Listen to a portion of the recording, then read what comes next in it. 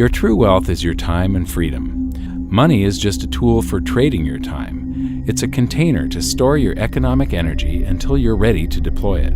But the whole world has been turned away from real money and has been fooled into using currency. A deceitful imposter that is silently stealing your two most valuable assets, your time and your freedom. Welcome to the rabbit hole. We are entering a period of financial crisis that is the greatest the world has ever known. The wealth transfer that will take place during this decade is the greatest wealth transfer in history.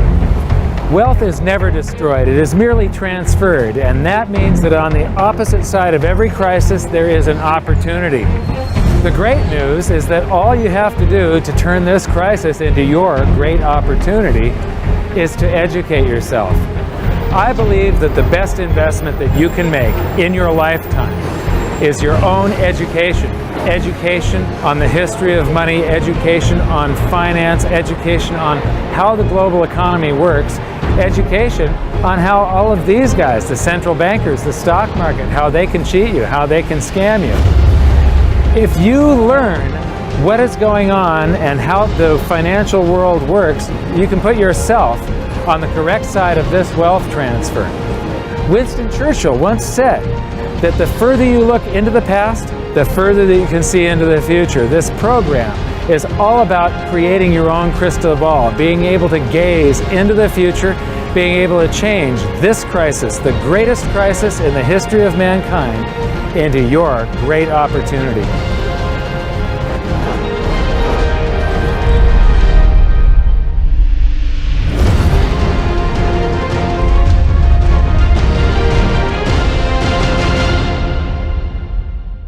The hidden secrets of money, some of them are hidden in plain sight. They're like right in front of you. The way the monetary system works is something that isn't actually hidden away from all of us. It's out in the open, but it's complex and people just they can't see how it works. It's hard for them to imagine that we're living in such a hoax. Others are meant to be secret, but the truth is slowly coming out, like the Federal Reserve being a private corporation and not really part of the US government. But when I started studying this, what I found was that there was no place that I could point people to where they could get it all in one spot. And so I basically decided to write my book about it and consolidate monetary history, economics, the markets, fundamentals of gold and silver. There's a lot of smoke and mirrors in economics, and I've sort of made it my job to lift the fog for people.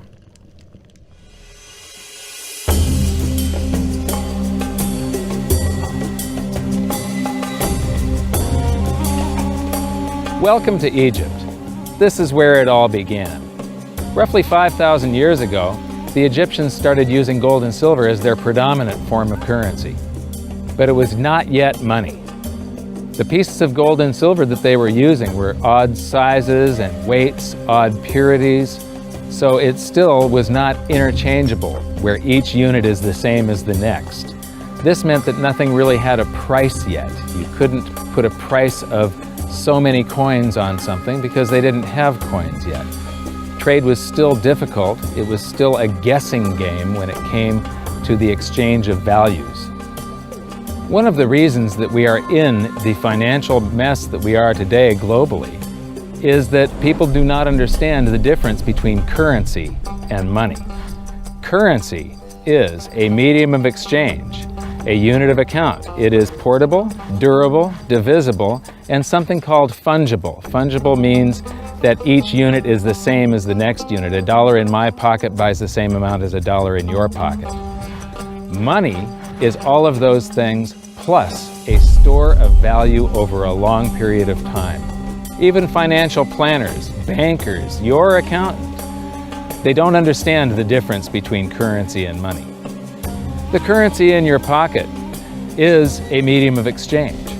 It's a unit of account because it's got numbers on it. It's somewhat durable, it's portable, it's divisible in that you can make change, and it's fungible. A dollar in my pocket buys the same amount as a dollar in your pocket.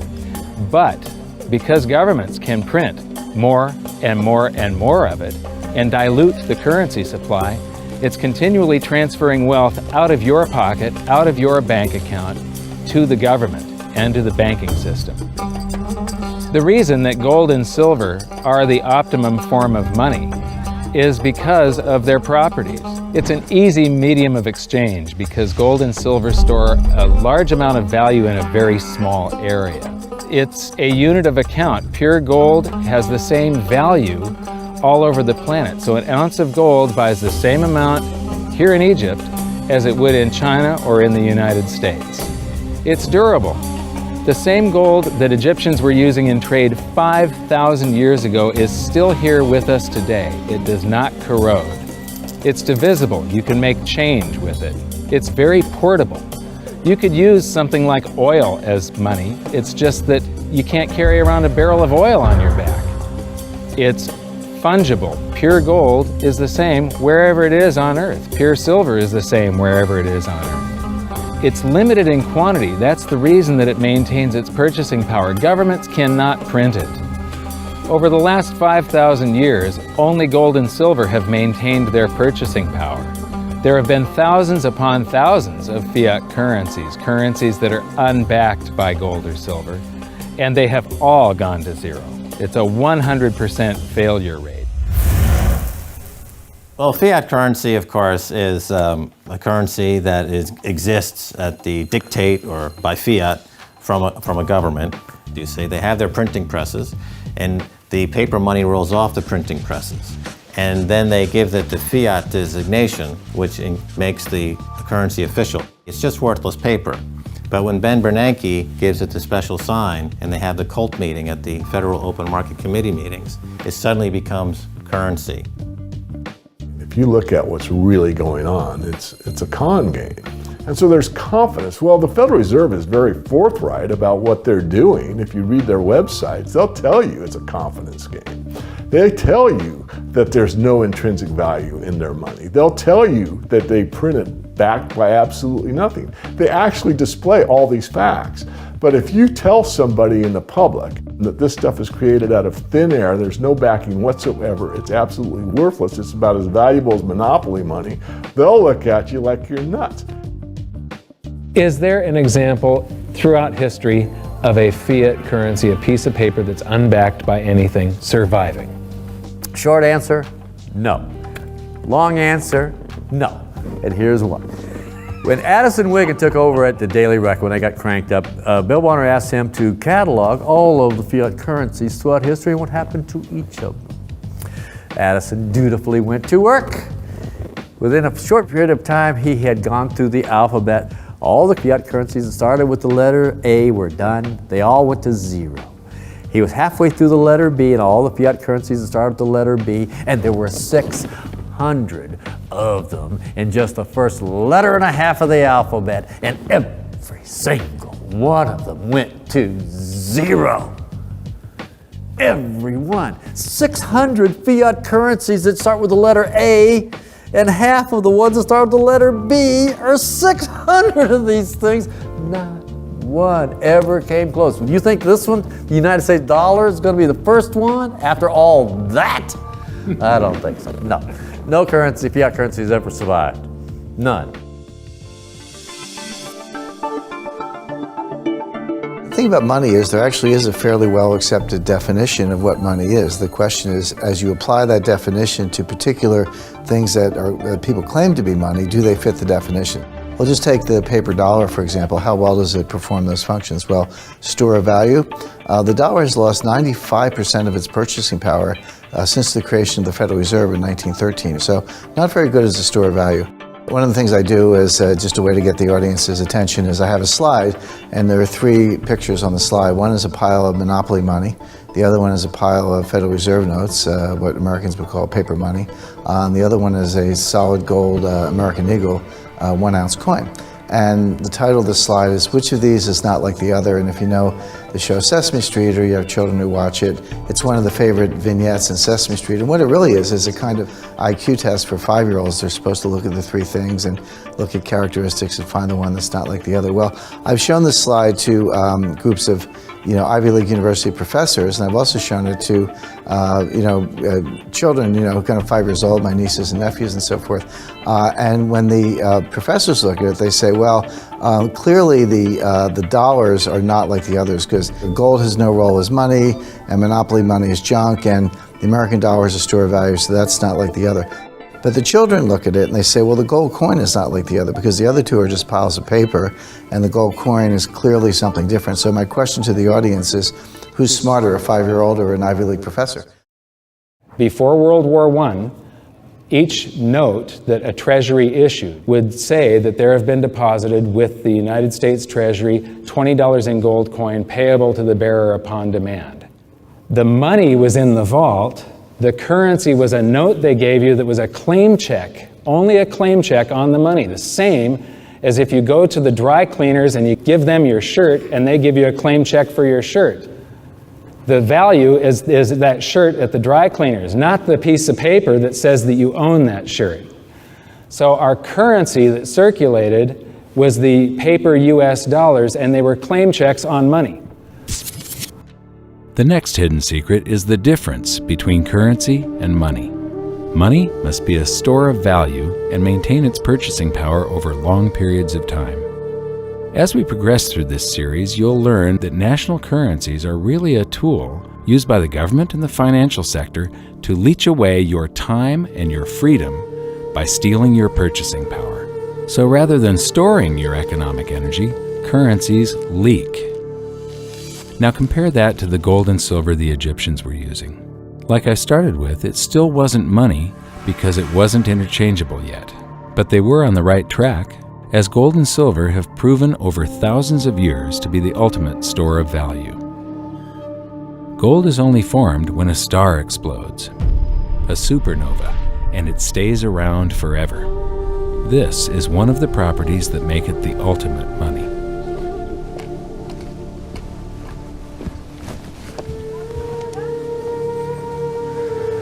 People are amazed that after 5,000 years, the pyramids are still here. But what I'm more amazed at is that the currency that the people that built this were using, that currency, that gold and silver that they were using in trade on a daily basis, is still around today. It may have been melted down and re-refined, and it's in a coin or a bar or in some piece of jewelry. But it's still with us today, and it still purchases something. Yes, it is the ultimate money because there is nothing else even in the same league. It's divisible, it's permanent, it's a store of value, it's a unit of account. It's got everything you want out of money, but it doesn't go away, and it can't be increased. That is what makes gold the most beautiful money of all. What more could you ask out of a money? It keeps governments under control. You can maintain a solvent system. Governments don't like gold at present because they're getting away with the fiat currencies, and they'll do everything they can to discredit it as an asset class. I mean, my goodness, gold has outperformed the Dow Jones Industrial Average in each of the last 7 years, yet it's not considered a legitimate asset class. Why? Again, it's the fear that maybe gold will be imposed on the system, that it will constrain government ability to spend beyond its means. They can't print it. They can't print it, no. The proper definition of inflation, I use Milton Friedman's definition. Inflation is an expansion of the currency supply.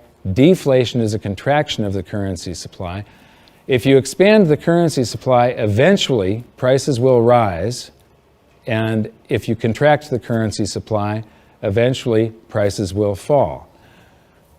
This is a pool, but it's not a pool of water. This is the currency pool. And these are prices.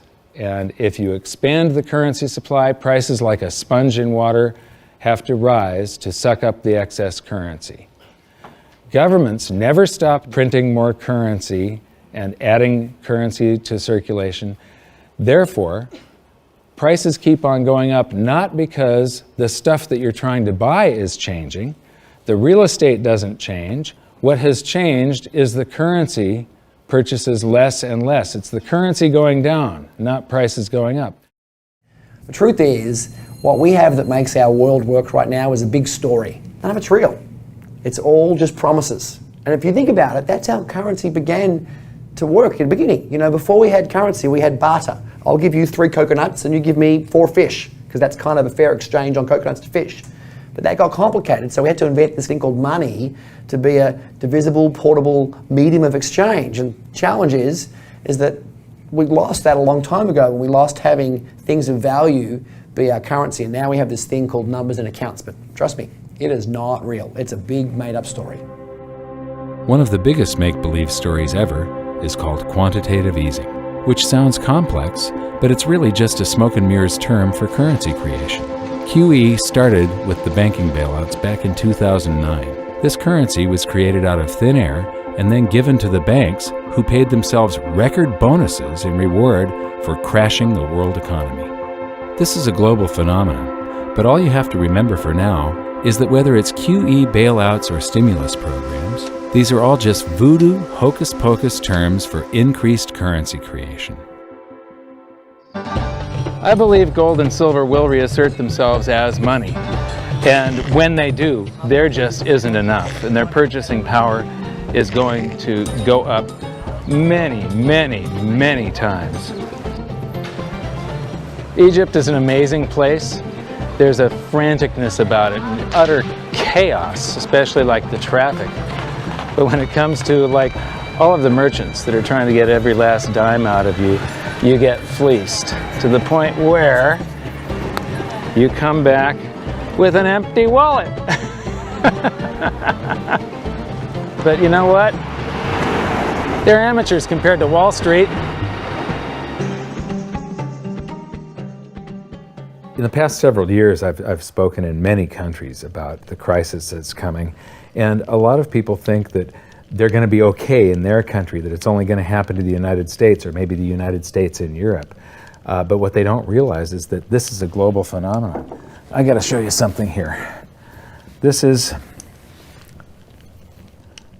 base currency in the United States. This is the number of paper dollars that exist, basically. It took 200 years to go from no dollars in existence to 825 billion.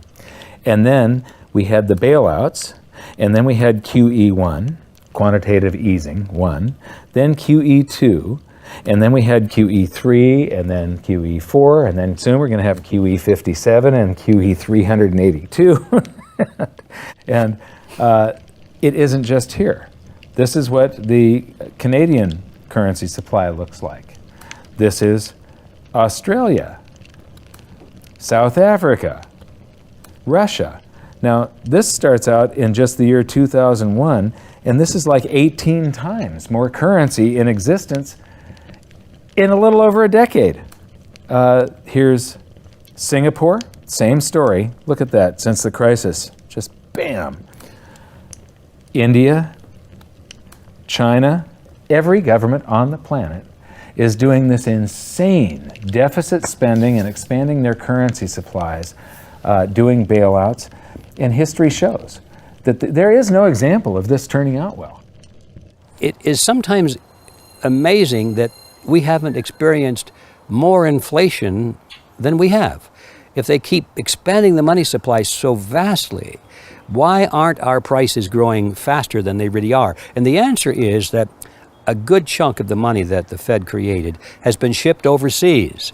I remember early in my research, I heard this expression that the Americans have exported their inflation. I thought, what is that? How can you export your inflation? Put it in a box and send it out? What do you do?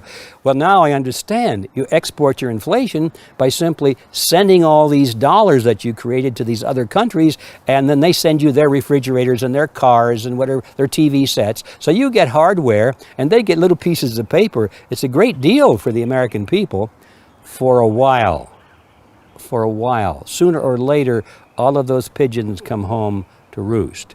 When the time comes, as it looks like it's now coming, when the rest of the world is saying, we don't want to play this game anymore, Uncle Sam's dollars are just becoming worthless, there are too many of them, we've got to find something else other than American dollars, then those dollars start to come back to America. People say, we don't want them anymore, what do we do with them? Once this revs up and we've got this little trickle of money coming back that we previously exported, once it becomes a flood and it starts to rush back, now we are getting our former exported inflation brought back to us, and then we'll see the quantity of money inside the United States grow much more rapidly even than the Federal Reserve can create it, because we're getting a previous money back.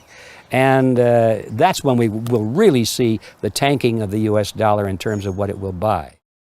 During the second round of quantitative easing, global food prices went up 60%. And this created a humanitarian disaster for the 2 billion people on Earth who live on less than $2 a day. These people were hungry to start with, they became hungrier, and some of them started overthrowing their governments in North Africa and around the Middle East. So quantitative easing was the spark that ignited the Arab Spring. So that's it. When you create money, you get some sort of inflation. It just depends on where the inflation goes.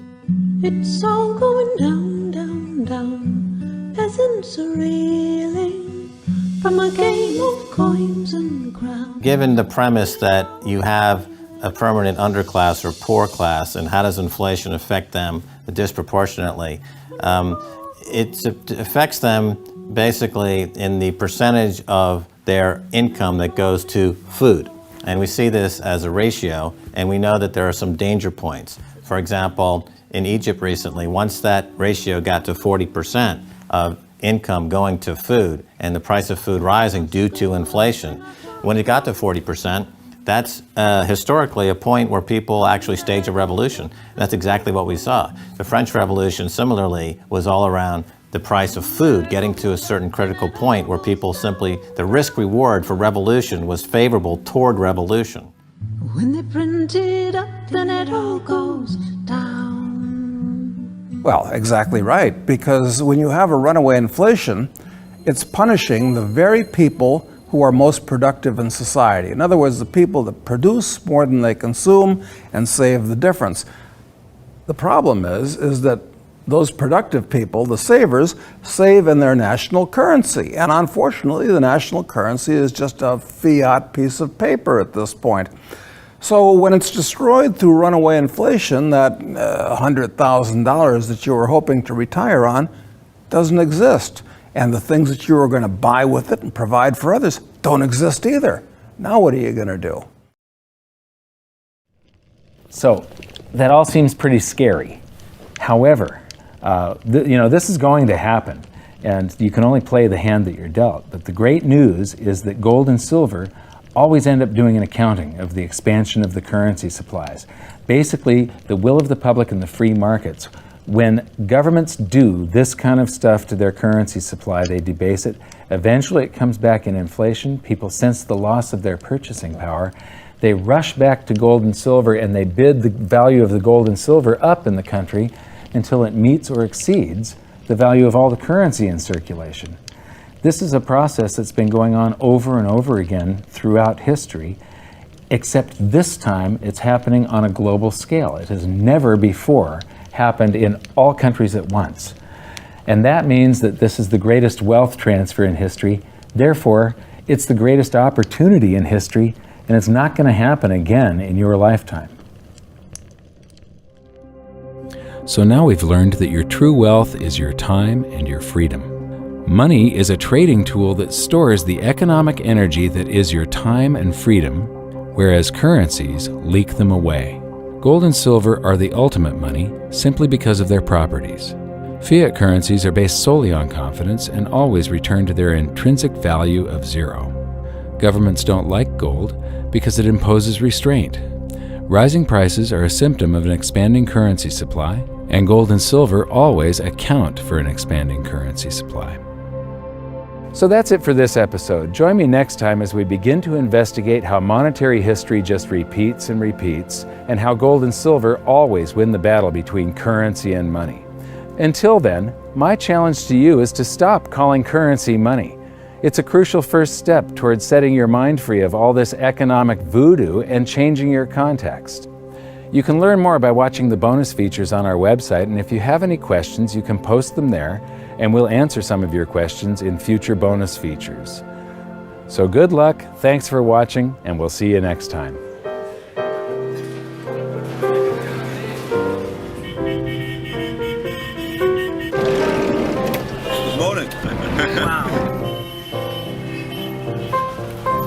What does fiat mean? It comes from the Latin for crappy car.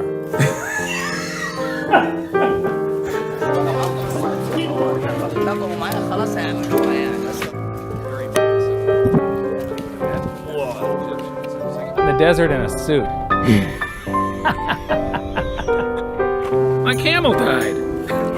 You're not too sure about that, are you? Huh?